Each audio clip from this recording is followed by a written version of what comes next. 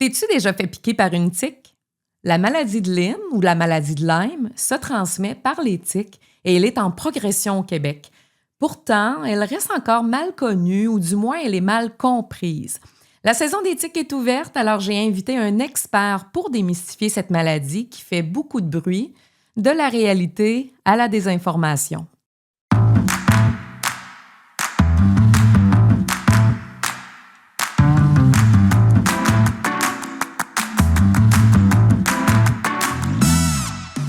Bienvenue à Là pour toi, le balado sur la santé qui informe et qui fait du bien. Aujourd'hui, j'ai l'immense plaisir d'accueillir le docteur Alex Carignan, spécialiste en microbiologie médicale et en maladies infectieuses, qui dirige depuis 1 an une chaire de recherche sur la maladie de Lyme et les infections émergentes de l'Université de Sherbrooke.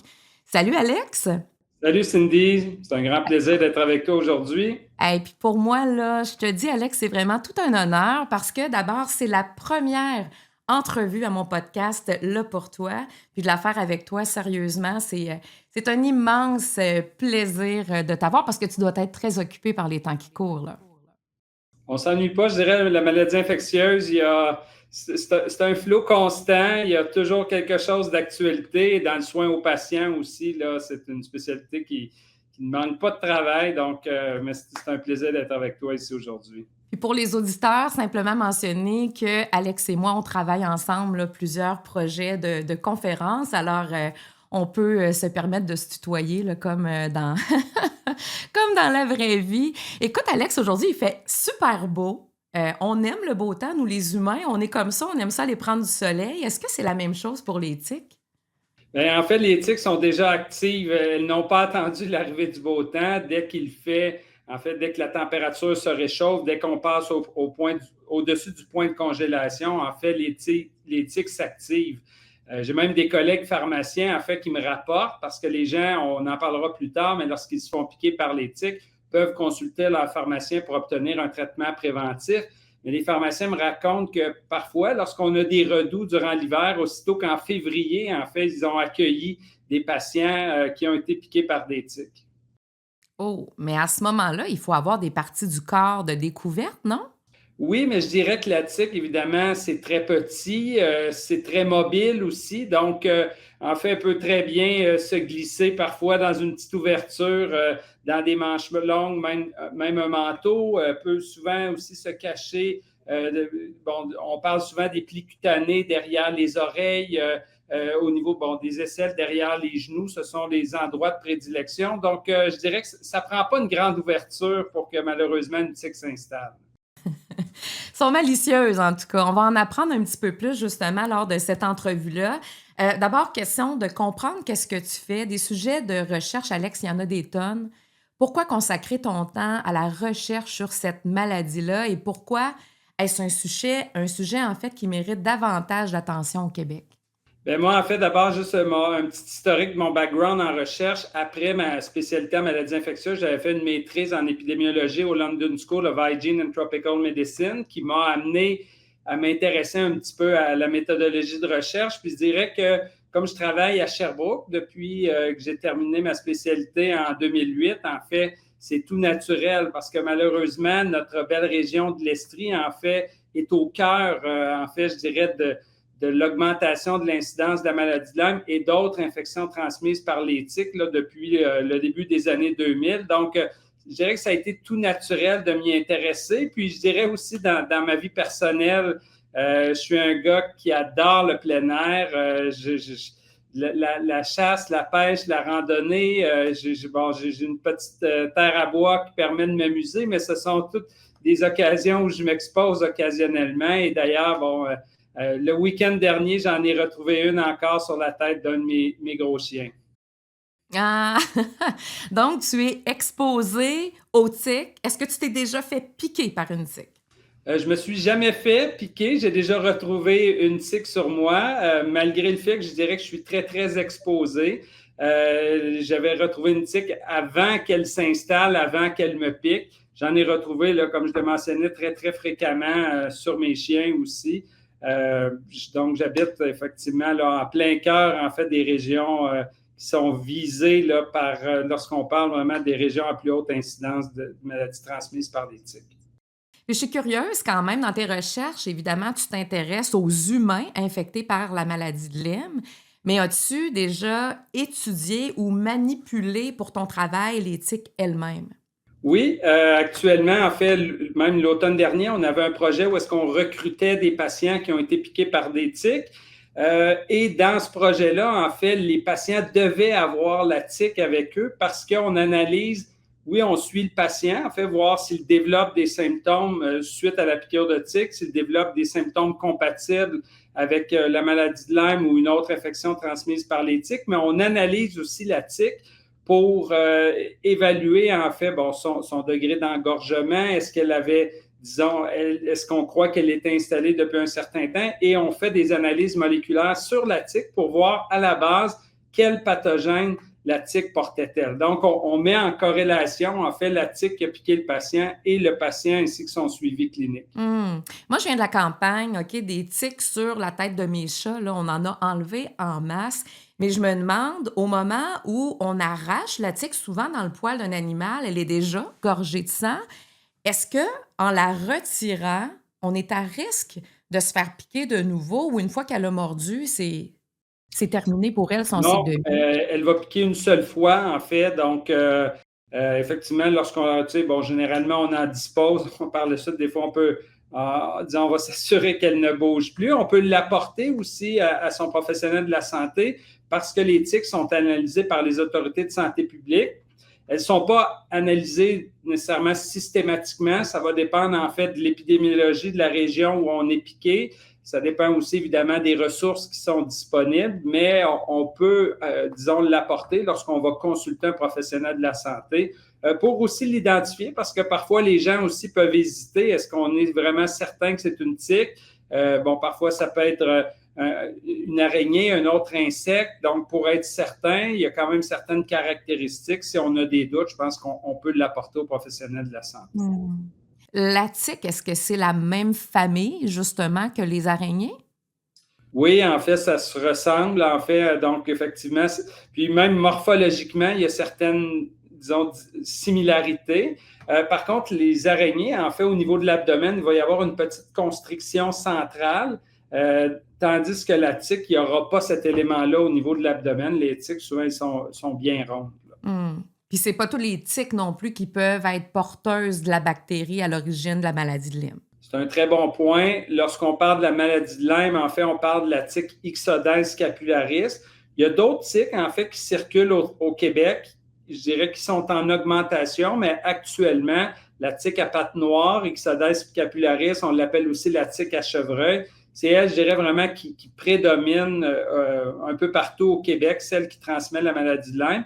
Mais on suit justement, entre autres, avec la chaire de recherche, on suit l'arrivée, en fait, et de nouvelles tiques et de nouveaux pathogènes qu'elles pourraient amener, parce qu'on sait que, malheureusement, avec le réchauffement climatique, il y a une migration de plus en plus des populations de tiques vers le nord et des populations de tiques, des espèces de tiques qu'on retrouve actuellement, par exemple, dans le sud-est des États-Unis. Bien, malheureusement, au cours des prochaines années, des prochaines décennies, on peut s'attendre à ce qu'elle gagne le Québec et apporte avec elle, en fait, de nouvelles infections, malheureusement. Fait que c'est pour ça, tantôt, tu disais que tu étais comme un peu dans l'épicentre de la maladie de Lyme. En fait, on a l'Estrie et la Montérégie qui sont vraiment les régions les plus touchées. Quand on va sur le site de l'INSPQ puis on regarde les cas, c'est frappant, là. Tu sais, on parle pas juste de 2 fois plus de piqûres de tiques déclarées, là. C'est vraiment une différence qui est énorme si on compare, par exemple, au Bas-Saint-Laurent ou dans Chaudière-Appalaches où je demeure, là. Oui, c'est un très bon point. Le risque n'est pas le même partout au Québec. Par contre, quand même, le risque va bien au-delà des régions de l'Estrie, de la Montérégie. Pendant longtemps, on disait un peu que le fleuve Saint-Laurent est un peu une barrière, entre guillemets, mais maintenant, en fait, il y a des cas bien au nord. En fait, il y a même plusieurs régions au nord, bon, par exemple, dans les Laurentides, en Outaouais, qui sont considérées endémiques, c'est-à-dire qu'on considère que la maladie de Lyme est bien installée, bien présente. Et même, en fait, actuellement, il n'y a plus aucune région du Québec qui est réellement à l'abri de la maladie de Lyme.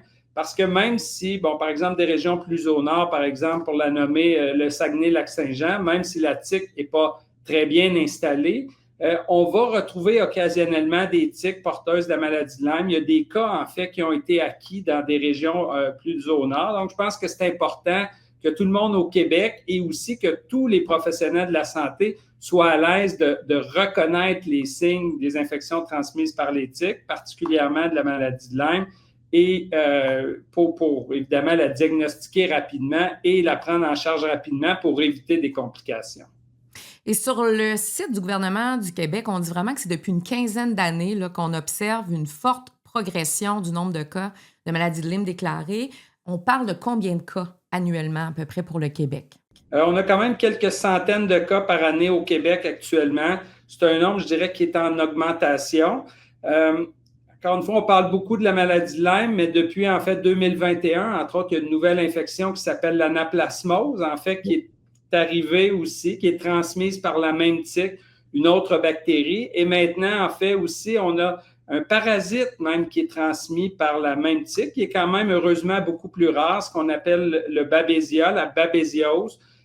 On savait que ça s'en venait parce que dans les programmes de surveillance des tiques, j'ai des collègues, entre autres, en médecine vétérinaire, qui font ce qu'on appelle de la surveillance acarologique. Donc, ils vont capturer des tiques à chaque saison pour tenter de voir les pathogènes dont elles sont porteuses. Et on savait que ça s'en venait, mais là, malheureusement, là, il commence à y avoir des cas humains. On a vu quelques cas en Estrie, je dirais, au cours des 2 dernières années. Donc, les tiques sont là pour rester, bien évidemment. Les maladies qu'elles portent aussi. Donc, je pense que c'est un bon moment pour sensibiliser les gens à ce qu'elles peuvent faire dans la population. Mais une tique qui est porteuse de plusieurs... tu sais, comme là, tu parlais de tu as parlé de la maladie de Lyme, tu as parlé de... La maladie de Lyme, l'anaplasmose et la babésiose, qui est le parasite, en fait, qui est un parasite qui ressemble un peu à la malaria, c'est-à-dire qu'il va infecter les globules rouges et on peut même le voir, par exemple, lorsqu'on regarde le sang au microscope, on peut voir le parasite à l'intérieur des globules rouges. Et est-ce que l'être humain qui se fait piquer par cette tique qui est porteuse de plusieurs infections, est-ce que l'humain peut être co-infecté à ce moment-là? C'est possible, ça demeure quand même très, très rare parce que, bon, l'anaplasmose, la babésiose, même si elles sont présentes, elles sont beaucoup moins présentes tant en termes de maladie qu'en termes d'infection. Mais oui, occasionnellement, en fait, on peut voir un patient qui est infecté, en fait, par plusieurs pathogènes. Et comment, en fait, la tique nous transmet ces infections-là? Je veux dire, est-ce qu'elle nous pique et instantanément, on peut attraper l'infection ou est-ce que c'est plus long que ça avant qu'elle nous transmette? Ça prend quand même quelques heures. Je dirais que c'est mieux, le temps exact est peut-être mieux défini pour la maladie de Lyme. On dit que ça prend généralement 24 heures, en fait, avant qu'elle transmette. Parce qu'une tique, en fait, lorsqu'elle s'installe pour prendre son repas, elle va rester là jusqu'à une dizaine de jours. Donc, elle peut rester très longtemps. Et ce n'est pas instantané, en fait, qu'elle va transmettre la maladie, contrairement, par exemple, aux moustiques qui, eux, peuvent, par exemple, transmettre le virus du Nil occidental. Ça se transmet beaucoup plus rapidement. La piqûre d'un moustique, en fait, se fait sur quelques secondes, tandis que le repas de la tique va s'échelonner sur plusieurs jours et après 24 heures, généralement, elle peut transmettre. Et pour revenir à ta question, je pense que c'est un point aussi important. Ce n'est pas parce qu'on se fait piquer qu'on va automatiquement, en fait, disons, être infecté. Évidemment, il faut que la tique soit porteuse de la bactérie responsable. Il faut qu'elle reste en place suffisamment de temps. Et il y a aussi probablement, bon, ça, c'est un des facteurs auxquels on s'intéresse, des facteurs liés à l'autre qui font que peut-être certaines personnes sont plus vulnérables que d'autres à devenir infectées. Comme par exemple une personne qui serait immunosupprimée, par exemple? Oui, effectivement, nos immunosupprimés, de façon générale, effectivement, sont toujours plus à risque de développer différentes infections. Lorsqu'on regarde les statistiques dans une région où la maladie est bien présente suite à une piqûre de tique, on dit que de façon générale, ça demeure une estimation très grossière, entre 1 et 3 des piqûres de tiques vont résulter en une transmission d'infection. Alors, il n'y a pas matière à paniquer aussitôt qu'on découvre une tique sur son corps. On verra un petit peu plus tard les mesures préventives à faire là, ou à prendre pour éviter justement d'être infecté. Mais tu sais, Alex, moi, mon grand-père là, travaillait sur une ferme, puis à l'écouter parler, il arrachait les tiques avec ses dents. OK? Il avait... il avait vraiment pas peur de ça. On ne se souciait pas des tiques à l'époque. Est-ce que l'existence de la maladie était connue à ce moment-là? Oui, en fait, la maladie a été découverte, en fait, lorsqu'on parle de Lyme, la maladie de Lyme, en fait, on parle de la ville de Lyme au Connecticut. Ça a été découvert à la fin des années 70 dans cette ville, en fait, où est-ce qu'on avait noté une épidémie d'arthrite. Les arthrites qui sont une des complications tardives de la maladie de Lyme. On ne comprenait pas, particulièrement des enfants qui étaient atteints d'arthrite au niveau du genou, et on avait noté que une certaine proportion avait présenté une lésion cutanée dans les semaines ou les mois précédents. Donc là, petit à petit, les morceaux du casse-tête se sont mis ensemble et éventuellement, on a découvert en fait la maladie de Lyme.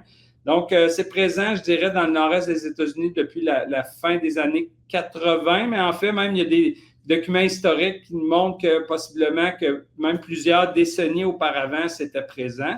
Mais quand même, les tiques, je dirais, sont implantées là, depuis peut-être le début des années 2000 au Québec. Je parlais récemment avec Nick Ogden, qui est un de nos grands chercheurs, en fait, qui s'intéresse à l'écologie, la distribution des tiques.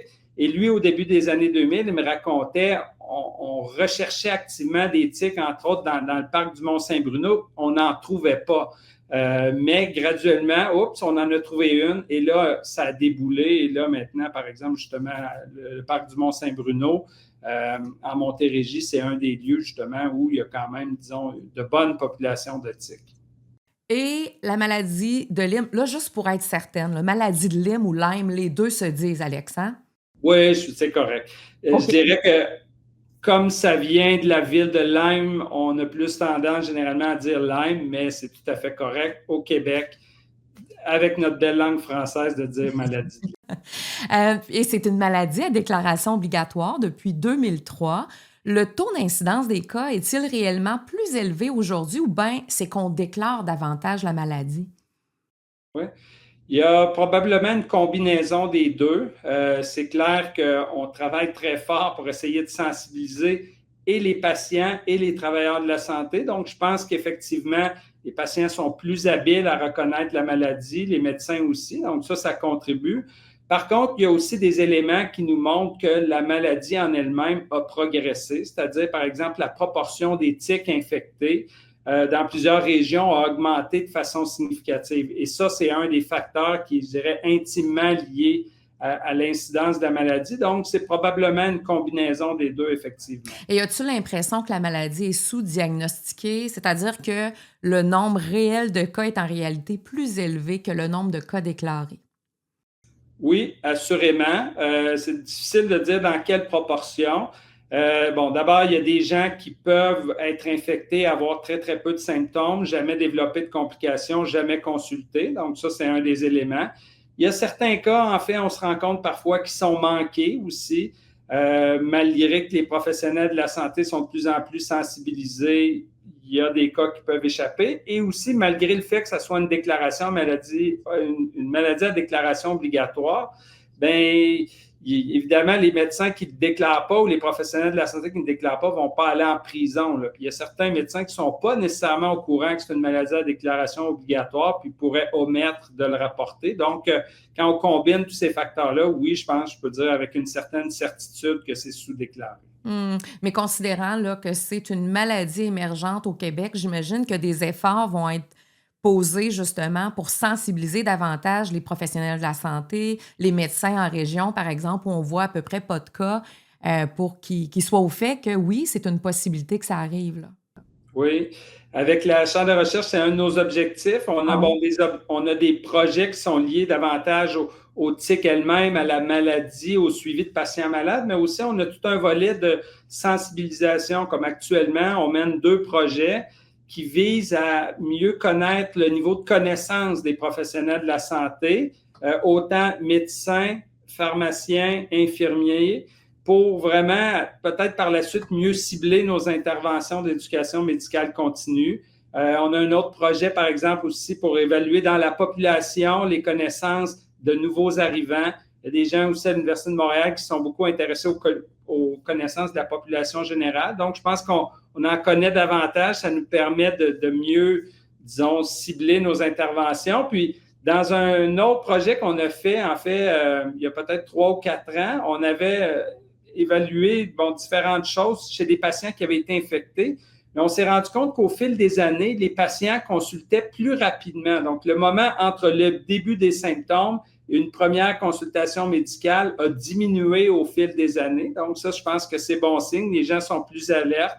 On a vu aussi une diminution entre le temps entre les premiers symptômes et le moment où le traitement antibiotique est commencé par un professionnel de la santé. Donc, c'est quand même des éléments qui sont encourageants sur la prise en charge au Québec. Et là, on va rentrer vraiment là, dans le vif du sujet, simplement pour vulgariser la maladie de Lyme, comment on devrait en parler ou la comprendre. En fait, là, on a parlé vraiment que ça vient d'une piqûre de tique nécessairement, pas toutes les tiques à pattes noires qui sont porteuses d'une bactérie, Borrelia, hein, c'est bien ça? Oui, Borrelia burgdorferi, okay. La bactérie responsable. Et comment, en fait, la personne devient malade? Il y a l'air de quoi le patient qui consulte avec des symptômes qui s'apparentent à la maladie de Lyme? La maladie de Lyme va avoir plusieurs phases. En fait, on parle généralement de 3 phases distinctes. D'abord, il y a la phase qu'on appelle localisée. Donc, qui va survenir au lieu de la piqûre. Au lieu de la piqûre de tique, généralement dans les 30 jours suivant celle-ci, on va retrouver... Bon, ce n'est pas chez tous les patients, quand même une majorité de patients qui vont présenter ce qu'on appelle l'érythème migrant. Donc, une plaque ovalaire rougeâtre qui va croître graduellement, qui fait généralement plus de 5 cm, qui peut parfois être en cible. C'est souvent la photo qu'on voit, là, la fameuse lésion en cible, mais il faut savoir que ce n'est pas ce qui prédomine nécessairement. On parle d'une plaque généralement ovalaire qui est assez symétrique. Et là, donc, peut progresser pendant plusieurs jours, même plusieurs semaines. Et par la suite, en fait, si rien n'est fait, s'il n'y a pas de traitement qui est établi, il y a une bonne proportion des gens qui vont aller en phase qu'on appelle disséminée. Donc là, la bactérie qui était au site de la piqûre initialement va aller partout en circulation et là vont apparaître différentes complications. Donc, dans la phase disséminée précoce, qu'on appelle, qui va survenir entre 1 et 3 mois suite au début de l'infection, on peut avoir des atteintes neurologiques qui vont prédominer, entre autres la paralysie de Bell, donc une paralysie d'un côté du visage qui peut être causée par l'infection. On va avoir aussi des complications cardiaques, des arythmies cardiaques qui peuvent survenir. Et par la suite, les phases plus tardives, ce qu'on appelle l'arthrite, donc une inflammation au niveau des grosses articulations, souvent le genou, les épaules, le coude, c'est ce qu'on peut voir. Et ça, je dirais, on veut éviter de se rendre là parce que, de façon générale, je pense que la maladie de Lyme répond quand même bien au traitement antibiotique, mais lorsqu'on est dans les phases plus tardives, entre autres les phases articulaires, c'est là que c'est plus complexe. C'est là parfois qu'on peut avoir des échecs au traitement, des récidives de l'infection. Donc, on a tout intérêt à le diagnostiquer très, très rapidement. Et dans les phases tardives, aussi, on peut avoir des formes neurologiques là, plus complexes. Là, on n'entrera pas nécessairement dans le détail de ça, mais ça aussi là, qui peut parfois être plus complexe à traiter. Et je suis un peu étonnée quand même d'entendre que la rougeur en forme de cible n'est pas systématique. Moi, je suis infirmière depuis 23 ans. Puis je me rappelle, là, dans mes cours, Alex, on avait appris, c'est ça, maladie infectieuse transmissible par une tique. À pattes noires, je me rappelle de ça. Puis la rougeur en forme de cible, c'était vraiment un élément important dans le tableau, justement, de la maladie de Lyme. Mais c'est pas si fréquent que ça arrive, finalement. C'est plus ovale. Bien, c'est ça. Bien, en cible ronde ou ovale, c'est effectivement... Mais la présence de cible, c'est-à-dire, par exemple, plusieurs anneaux, ce n'est pas nécessairement une majorité de patients. Parfois, ça va être simplement une rougeur ovalaire qui est assez uniforme. On va voir, puis souvent, c'est ça, Bon, probablement parce que ça marque davantage l'esprit. Lorsqu'on voit des photos dans des livres ou des sites Internet, c'est presque toujours des photos en cible, mais je pense que c'est simplement l'aspect esthétique qui fait que les gens vont prendre en photo. Puis même moi, quand je regarde mes photos de mes patients, je pense que je prends presque juste des rougeurs en cible parce que ça marque plus l'esprit, mais il ne faut pas nécessairement retenir que ça. OK. Puis, tu sais, dans le fond, le tableau clinique, est-ce qu'il va être bien différent, par exemple, de quelqu'un qui va réagir fort, fort à une piqûre de moustique ou une cellulite là, suite à un grattage là, qui s'est mal passé, par exemple? Est-ce que c'est si clair que ça? Moi, je m'imagine, là, infirmière en pharmacie ou un pharmacien, un patient se présente avec une rougeur. Est-ce que c'est si clair que ça peut être lié à une tique si la personne n'a pas souvenir de s'être fait piquer par une tique? C'est une très bonne question. Puis effectivement, dans la réalité, non, c'est pas aussi clair que ça. C'est pas toujours aussi facile que ça. Les piqûres de moustiques ou les piqûres même de tiques, on peut faire une réaction à une piqûre de tique. Il y a quand même certains éléments qui peuvent nous aider à le différencier. Par exemple, les piqûres de moustiques, ça apparaît presque immédiatement quand on a noté la piqûre, parce qu'encore là, il y a beaucoup de gens qui ne l'auront pas nécessairement noté, mais quand on l'a noté, ça va apparaître quelques minutes à quelques heures après. Tandis qu'un érythème migrant va survenir quelques jours, généralement plus de 3 jours après la piqûre. Un érythème migrant de maladie de Lyme va apporter très peu de symptômes, c'est-à-dire que ça ne sera pas douloureux, ça ne piquera pas, tandis qu'une réaction de piqûre de moustique, effectivement, je pense que tu le mentionnais, il y a un prurite important, ça pique beaucoup, les patients sont inconfortables. Donc, c'est des éléments qui peuvent nous aider à différencier. Puis à l'été aussi, effectivement, des gens qui se font des petites blessures, on peut avoir des cellulites, donc là, qui est une infection bactérienne des tissus mous de la peau. Généralement, bon, la cellulite va avoir un début beaucoup plus soudain. Donc, un matin, on se réveille, on a par exemple une jambe qui est rouge, un pied qui est rouge, un bras. Donc, c'est plus rapide, c'est plus soudain. Ça va être souvent aussi irrégulier. On ne parle pas d'une belle forme ovalaire ou ronde bien égale. Une cellulite, souvent, ça peut être un petit peu asymétrique. Donc, c'est des éléments qui peuvent nous aider à départager, mais en toute franchise, ça m'arrive parfois d'être embêté entre les deux. Puis il y a quand même, on parlera tantôt du traitement, mais il y a quand même des façons peut-être de traiter à la fois l'érythème migrant et aussi une cellulite simultanément. Puis peut-être là, pour les auditeurs, des fois, on pourrait peut-être penser que c'est évident d'avoir été piqué par une tique, mais non. On l'a dit tantôt, la tique, elle est malicieuse. On ne ressent pas toujours sa piqûre. C'est même plutôt généralement sans douleur, puis ça passe inaperçu. C'est dommage, hein? Ça nous aiderait beaucoup, je pense. Fait que donc, c'est ça. Fait qu'il faut être vigilant. Puis je pense que d'abord, il faut que les gens soient capables de reconnaître la tique, mais qu'ils prennent soin d'inspecter leur corps après une activité qui porte un risque, Alex. Hein? Oui, tu as raison. Je pense que c'est probablement un des grands messages à retenir aujourd'hui, c'est qu'il faut développer ce réflexe-là. À la fin d'une journée en plein air, on regarde, bon, est-ce que, disons, il y a des tiques. On parlait tantôt des endroits de prédilection au niveau des plis cutanés. On porte une attention particulière sur soi, sur nos enfants aussi. Les tout-petits qui jouent dans la cour arrière, on en voit de plus en plus fréquemment. Donc, si on peut réduire à la source, donc si on le retire pratiquement immédiatement ou quelques heures après, en fait, on vient d'éliminer à la source le risque de développer une maladie de Lyme. Donc, je pense que c'est l'élément capital parce qu'on ne veut pas se priver d'aller à l'extérieur avec tous les bénéfices et tout le plaisir que ça apporte. Je pense que c'est simplement de développer de nouveaux réflexes pour cette nouvelle réalité. Puis, tu sais, en fait, Alex, tu as eu la générosité de me fournir un de tes PowerPoints là, que tu as présenté là, à l'attention du grand public dans ta région pour parler de la maladie de Lyme. Et je voyais sur tes photos des rougeurs vraiment au niveau du visage ou de l'oreille. Et moi, j'ai été surprise de ça, honnêtement. Je pensais que la tique pouvait se tenir dans les herbes hautes et c'est qu'en accrochant mon mollet, en fait, sur l'herbe que j'allais attraper la tique. Mais je pensais pas qu'elle était si mobile puis qu'elle pouvait le monter, par exemple, jusqu'au visage. Je me suis même posé la question, est-ce que ces gens-là ont fait nécessairement des pirouettes pour se faire piquer au niveau de la tête? Mais non, la tique peut grimper puis venir Grimper, s'accrocher. puis les fameuses herbes hautes, on en a parlé longtemps, mais dans les régions qui sont très à risque, en fait, je dirais, on est au-delà de ça. C'est-à-dire que les tiques sont présentes dans l'environnement à l'extérieur, puis la grande majorité des gens qu'on va rencontrer qui sont fait piquer par des tiques, ça va être des gens qui faisaient du jardinage, qui n'ont pas nécessairement été dans des herbes hautes, des enfants qui jouaient à l'extérieur, des gens qui tondaient le gazon.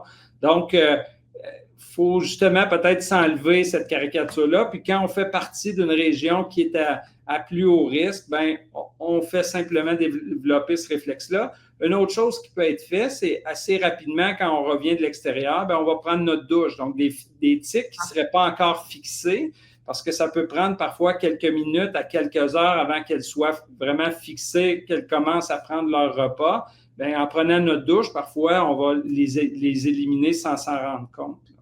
Alors, dans les... Oui, vas-y. Oui, ben, tu mentionnais que c'était petit. Je pense que c'est aussi un point à retenir, particulièrement au printemps. On a ce qu'on appelle la forme la nymphe, qui est un des premiers stades de vie de la tique.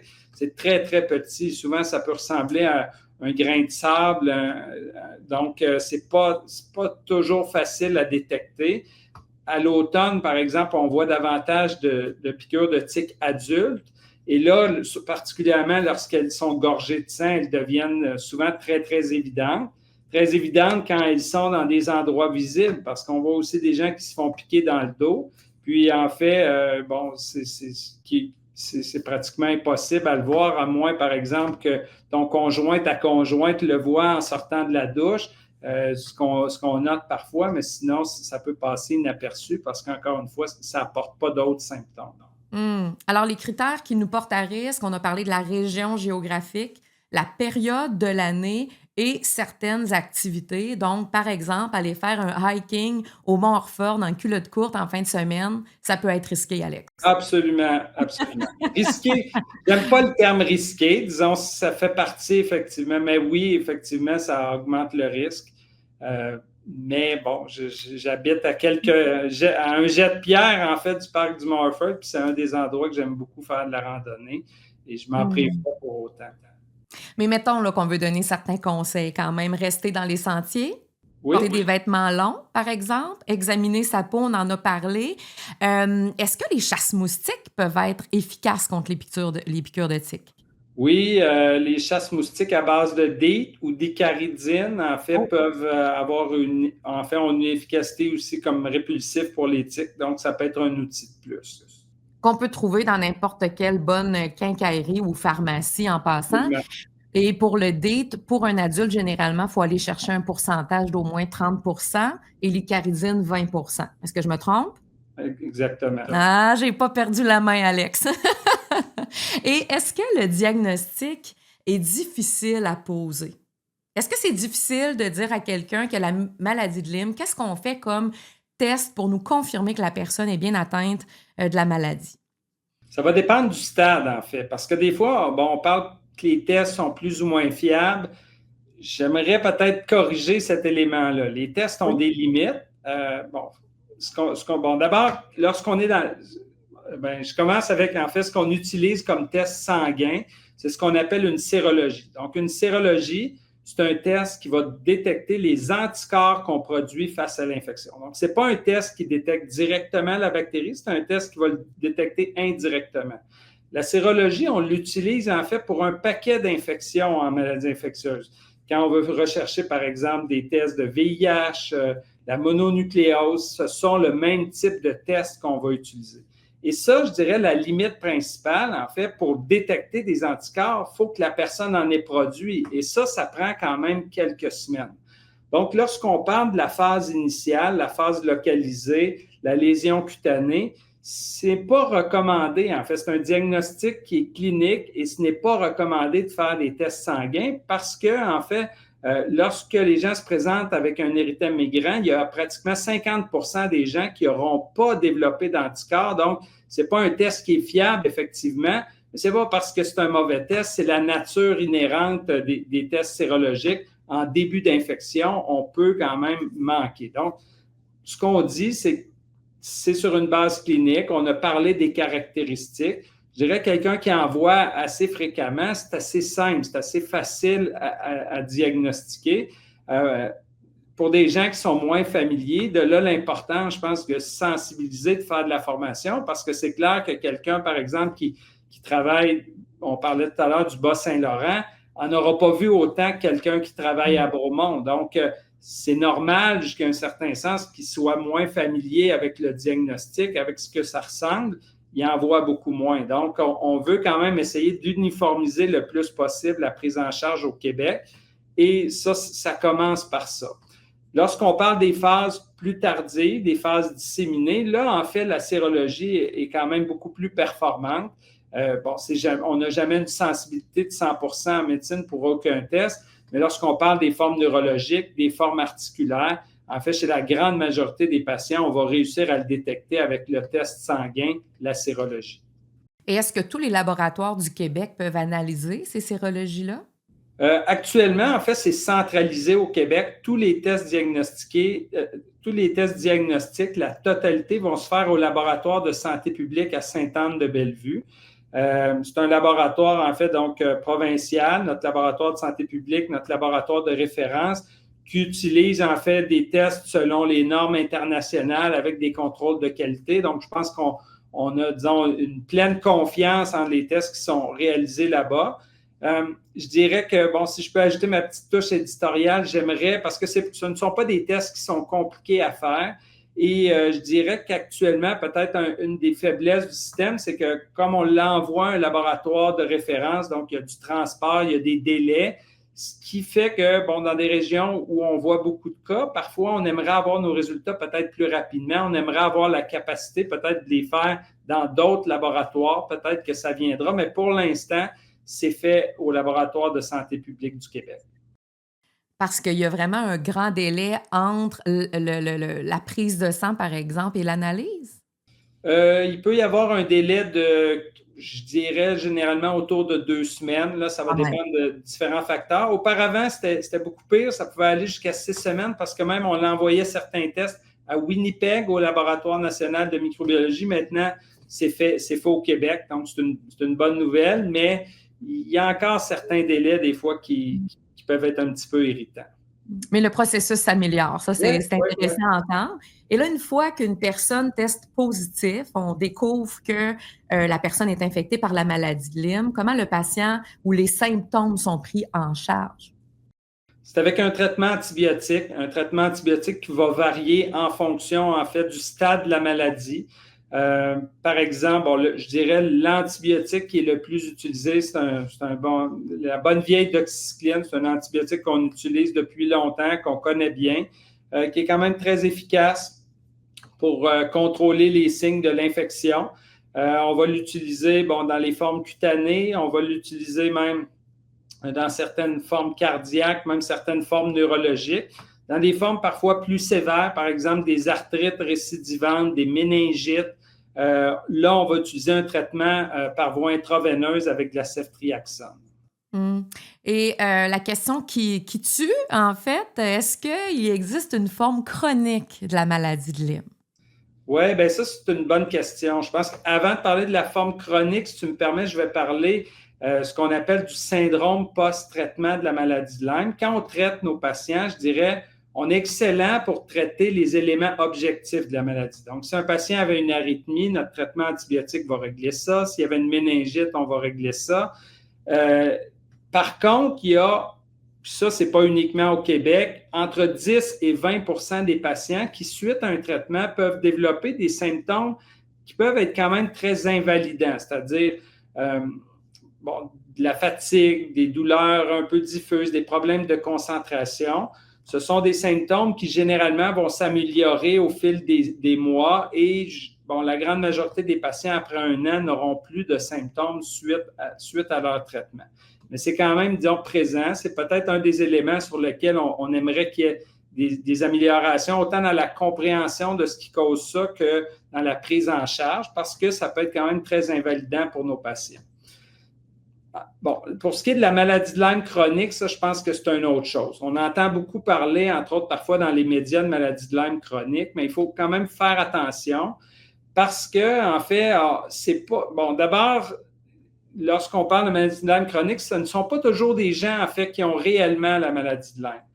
C'est des gens qui, encore, peuvent être très souffrants de plusieurs symptômes, des symptômes non spécifiques, par exemple aussi de la fatigue, des problèmes de concentration, mais des gens qui n'ont pas nécessairement présenté de maladie de Lyme prouvée dans le passé, n'ont pas nécessairement présenté non plus de signes cliniques typiques de la maladie. Et lorsqu'on fait les tests reviennent négatifs. Et dans ce groupe-là, il y a parfois des gens qui sont allés dans des laboratoires, par exemple aux États-Unis, qui ont obtenu des diagnostics dans les laboratoires aux États-Unis ou en Allemagne.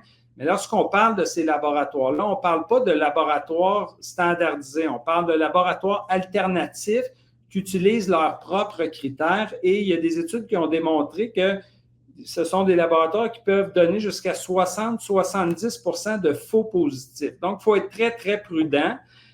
D'autant plus que lorsqu'on parle de gens qui consultent dans des cliniques alternatives, il y a malheureusement, je dirais, des conflits d'intérêts importants. C'est-à-dire que les gens vont consulter dans des cliniques privées. Il y a des coûts pour la consultation qui peuvent être assez importants.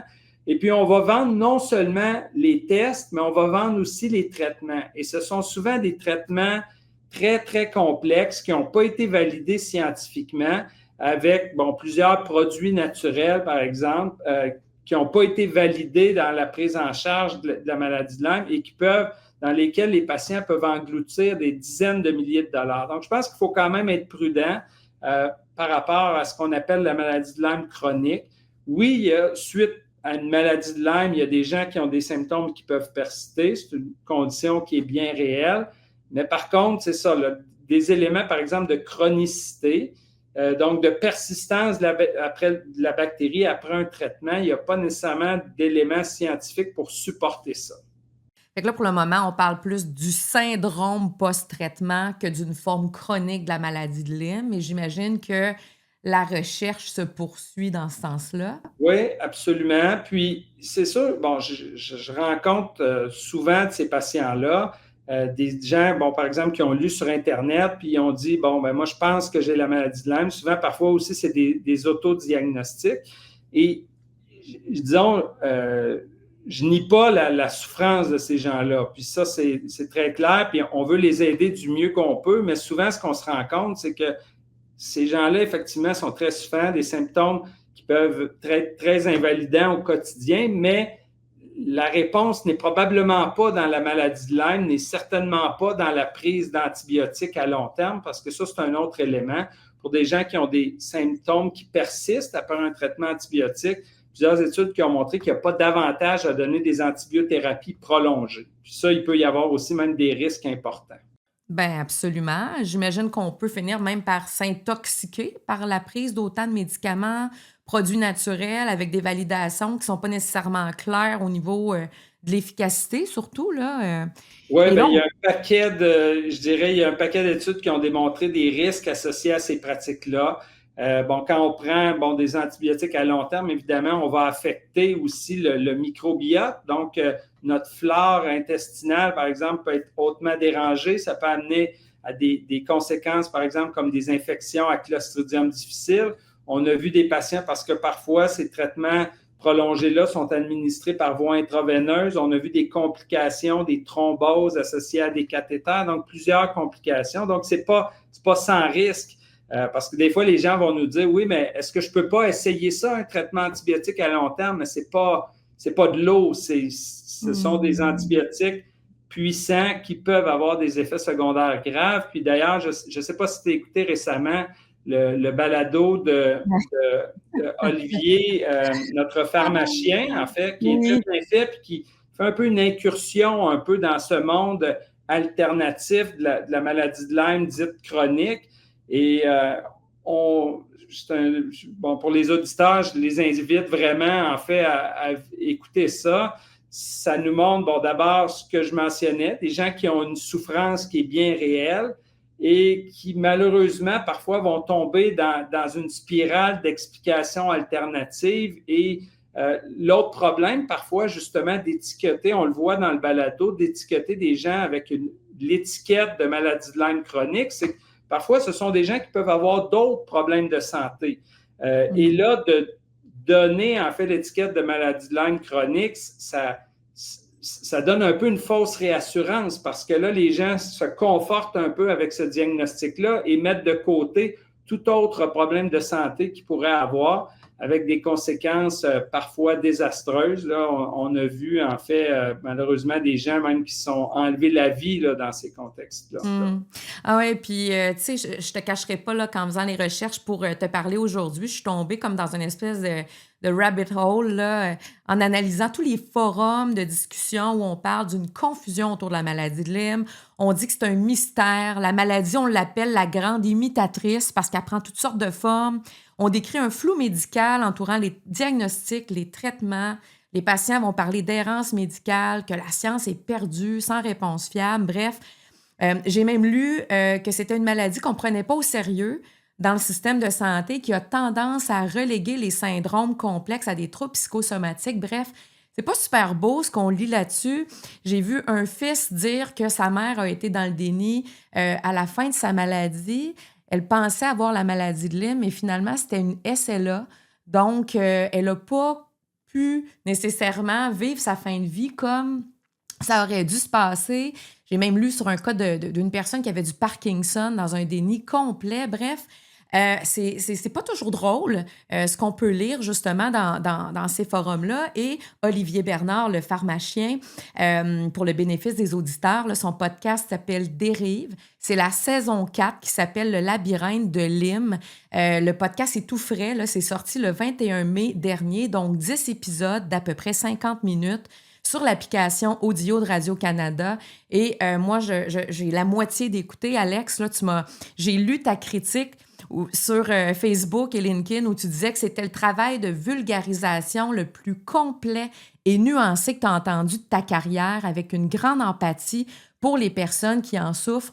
Et vraiment, tu m'as convaincue. Puis moi, j'écoute ça comme un suspense, là. C'est fascinant, tout ce qu'on peut apprendre sur la maladie de Lyme. Mais toi, est-ce que tu as appris quelque chose, là, en écoutant ça? Ou Je dirais que c'est une réalité, disons, à laquelle j'étais, disons, quand même bien, disons, à laquelle j'avais déjà été exposé dans le passé. Même en 2016, on avait fait un article avec des collègues dans la presse parce qu'on sentait que ça s'en venait un peu, ce mouvement-là, qui était observé aux États-Unis.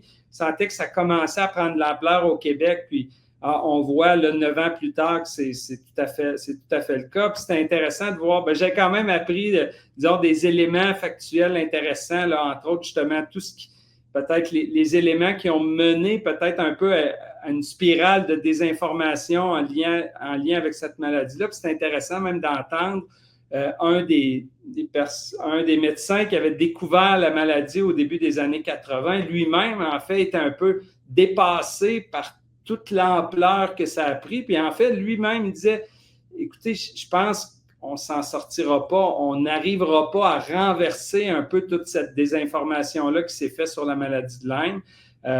Qui est née, en fait, il faut savoir que c'est une maladie qui est née un peu dans le militantisme parce que, justement, au départ, c'était des enfants qui étaient infectés, des parents se battaient pour comprendre ce qui se passait avec leur enfant.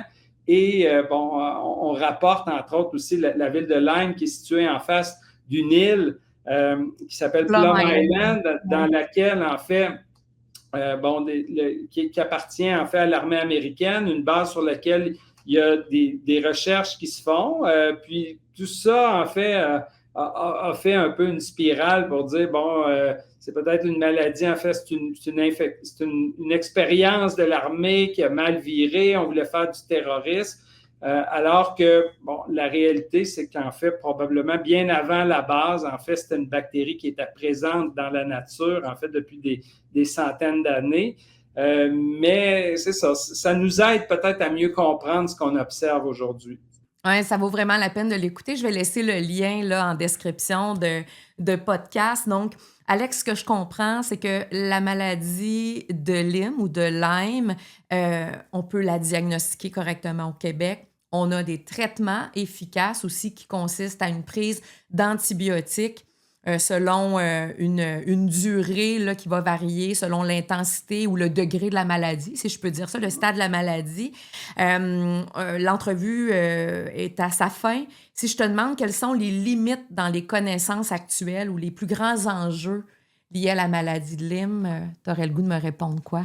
Bien, je pense quand même qu'on a encore du travail à faire sur la reconnaissance de la maladie. Justement, qui dit maladie émergente, en fait, ça vient ensemble. En fait, ce n'est pas connu encore de tous les professionnels de la santé. Donc ça, je pense qu'on a encore du travail à faire. Je pense aussi qu'on a beaucoup de travail à faire par rapport à tout ce qui s'en vient. Par rapport à la maladie de Lyme, parfois, j'ai l'impression qu'on a été un peu en réaction, en fait, à ce qui s'est passé, mais face aux autres pathogènes transmis par les tiques, en fait, qui s'en viennent au cours des prochaines années, je pense qu'on a les moyens d'être un peu plus proactifs et j'espère qu'on va l'être au cours des prochaines années. Merci beaucoup, Alex, vraiment pour cet éclairage précieux. C'est un sujet qui est complexe, mais je pense essentiel à comprendre. Merci pour ta recherche. Merci aussi pour la vulgarisation extraordinaire que tu fais pour éduquer la population et les professionnels de la santé. C'est toujours un grand bonheur de discuter avec toi. Bien, merci à toi pour l'invitation. Merci de t'intéresser aussi à cette problématique qui m'est très chère. Donc, au plaisir de rediscuter d'autres sujets avec toi. Merci beaucoup. Bonne fin de journée.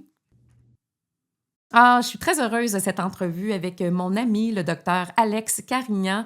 J'espère que tu as apprécié. Franchement, moi, j'ai eu beaucoup de plaisir, mais je ne peux pas te laisser sans te parler de la technique à prendre pour retirer une tique si jamais tu en trouves une sur ta peau. Alors, tu peux le faire toi-même ou demander à un ami ou à une infirmière en pharmacie.